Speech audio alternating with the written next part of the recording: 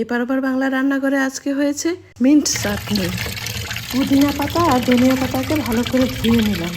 Mint চাটনি বানানোর জন্য 200 গ্রাম টাটকা পুদিনা পাতা, ছোট 1 চামচ বিট নুন, একটা লেবু, হাফ চামচ পিঙ্ক রক সল্ট পাউডার, 50 গ্রাম ধনিয়া পাতা, 5-6টা রসুনের কোয়া, 1 চামচ আমচুর পাউডার, 2টো কাঁচা লঙ্কা, হাফ ইঞ্চি আদাকে পাতলা পাতলা করে কেটে রেখেছি, 100 গ্রাম টক দই। একটা শিলনোড়ার উপর পুদিনা পাতা আর ধনিয়া পাতাগুলোকে কুচো কুচো করে কেটে তার মধ্যে রসুনের কোয়া, আদা আর 2টো কাঁচা লঙ্কাকে কুচো কুচো করে কেটে, বিট নুন, সাধারণ নুন, আমচুর পাউডার, গুঁড়ো করা চিনি, তার সাথে গ্রিন কালারটা পারফেক্ট রাখার জন্য হাফ চামচ ক্রাশ আইস দিয়ে ভালো করে বেটে নিলাম।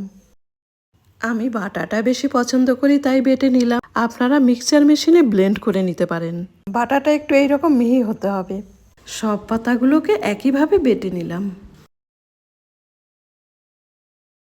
টক দইটাকে ভালো করে ফেটিয়ে তার মধ্যে বেটে রাখা পুদিনা পাতা ঢেলে ভালো করে মিশিয়ে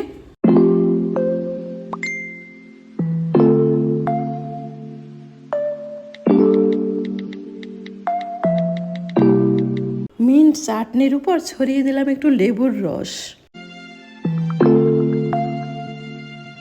জিভে জল আনা এই চাটনি দিয়ে বিরিয়ানি, কেবাব বা যে কোনো ডিশের সাথে এনজয় ইয়োরসেলফ।